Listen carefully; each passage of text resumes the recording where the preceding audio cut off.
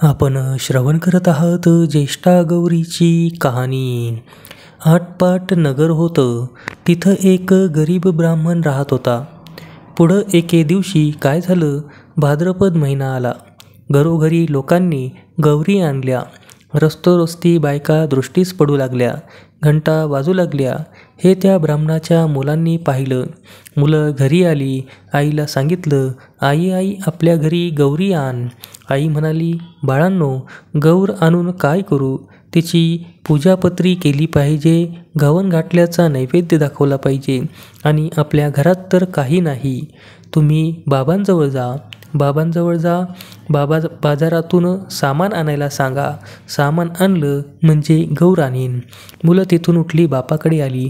बाबा बाजारात जा, घावन घातल्याचं सामान आणा म्हणजे आई गौर आणील. बापानं घरात चौकशी केली. मुलांचा नाद ऐकला. मनात फार दुःखी झाला. सोन्यासारखी मुलं आहेत, पण त्याचा हट्ट पुरवता येत नाही. गरिबीपुढं उपाय नाही. मागायला जावं तर मिळत नाही. त्यापेक्षा मरण बरं. म्हणून उठला, देवाचा धावा केला. तळ्याच्या पाळी गेला व जीव द्यावा म्हणून निश्चय केला. अर्ध्या वाटेवर गेला. इतक्यात संध्याकाळ झाली. जवळच एक म्हातारी सवाशीण भेटली. तिनं त्याची चाहूल ऐकली. कोण म्हणून विचारलं. ब्राह्मणानं हकीकत सांगितली.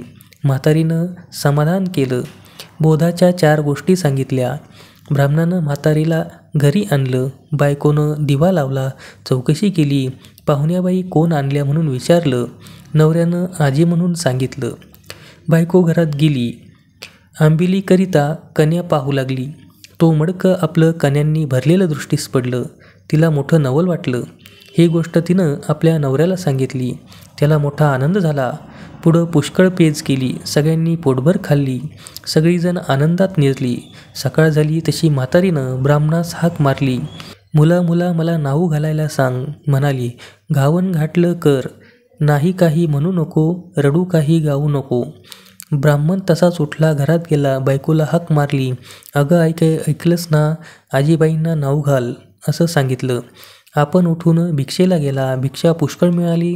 सपाटून गूळ मिळाला. सगळं सामान आणलं. ब्राह्मणाला आनंद झाला. बायकोनं सर्व स्वयंपाक केला.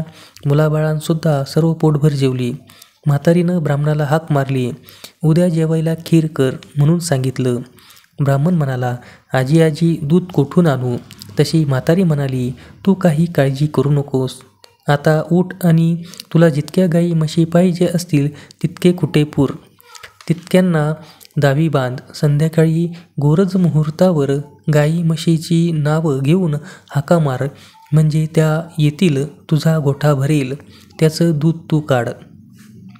ब्राह्मणानं तसं केलं. गाई म्हशींना हाका मारल्या. त्या वासरासहित धावत आल्या. ब्राह्मणाचा गोठा गाई म्हशींनी भरून गेला. ब्राह्मणानं त्याचं दूध काढलं. दुसऱ्या दिवशी खीर केली. संध्याकाळ झाली तशी म्हातारी म्हणाली, मुला मला आता पोस्ती कर. ब्राह्मण म्हणू लागला, आजी तुमच्या कृपेने मला सगळं प्राप्त झालं. आता तुम्हाला पोस्त्या कशा करू? तुम्ही गेला म्हणजे हे सर्व जाईल. म्हातारी म्हणाली, तू काही घाबरू नको. माझा आशीर्वादानं तुला सर्व काही मिळणार, काही कमी पडणार नाही. ज्येष्ठा गौर म्हणतात ती मीच आहे. आज मला पोस्ती कर. ब्राह्मण म्हणाला, हे दिलेलं असंच वाढावं असा काही उपाय सांगा. गौरीनं सांगितलं, तुला येताना वाळू देईल. ती साऱ्या घरभर टाक. हांड्यावर टाक, मडक्यावर टाक, पेटीत टाक, फडताळात टाक, गोठ्यात टाक. असं केलंस म्हणजे कधी काही कमी पडणार नाही. ब्राह्मणानं बरं म्हटलं. तिची पूजा केली. गौर प्रसन्न झाली. तिनं आपलं व्रत सांगितलं.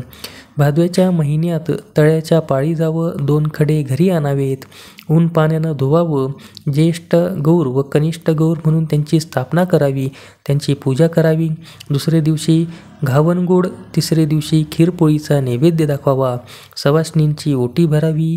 जेवू घालावं. संध्याकाळी हळदी कुंकू बोळवण करावी. म्हणजे अक्षय सुख मिळेल, संतत संपद मिळेल. ही 60 उत्तराची कहाणी. 5 उत्तरी देवाच्या दारी, गाईच्या गोठी, पिंपळाच्या पारी, सुफळ संपूर्ण. धन्यवाद.